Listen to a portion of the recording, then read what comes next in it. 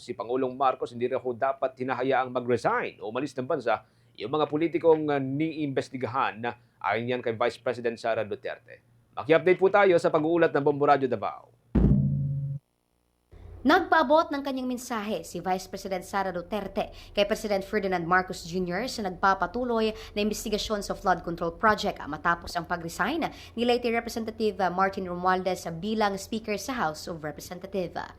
Una nang ipinahayag ng Vice Presidente na wala itong reaksyon kaugnay sa resignation ng nasabing opisyal, pero nakakatiyak di umano ito na mabuting tao si Isabela 6th District Representative Faustino D. III na siya nga kasalukuyang House Speaker na mababang kapulungan.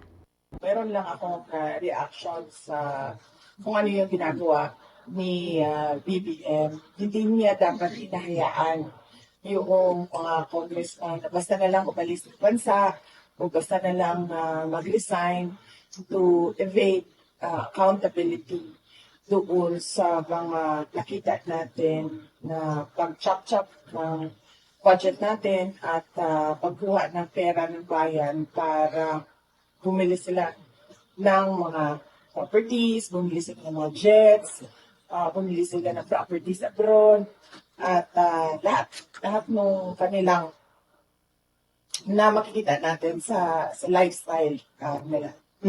Samantala, naniniwala naman si Vice Presidente na planado na ang lahat ng mga nangyayari ngayon sa pamahalaan sa pangunguna di umano ni Pangulong Marcos.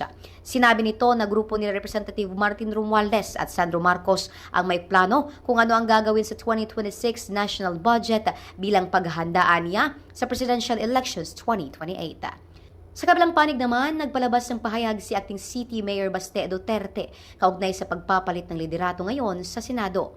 Anya, tila iniiba na ng kasalukuyang administrasyon ang istorya upang hindi masisi ang Pangulo sa pamamagitan ng pagpapalit ng nasabing liderato. Dagdag pa ng alkalde na hindi nito maayos ang malalaki pang problema ng bansa, kagaya na lamang ng pagbenta di umano ng gold reserves at problemang kinasasangkutan ng PhilHealth. Ang patuloy manong kalayaan ng mga korap na mga opisyalis ay isang malaking insulto sa seguridad at kapayapaan ng bansang Pilipinas. Mula rito sa Davao City, ito si Bombo Prince Pandileng, and this is Bombo Radio Philippines, President number 1 and most trusted source of news and information. Basta Radio, Bombo! For the most trusted source of news and information, visit our website at www.bomboradio.com. Follow us on Bombo Radio mobile app, Facebook, YouTube, TikTok, and X, formerly Twitter. Like, share, and stay connected. Anytime, anywhere.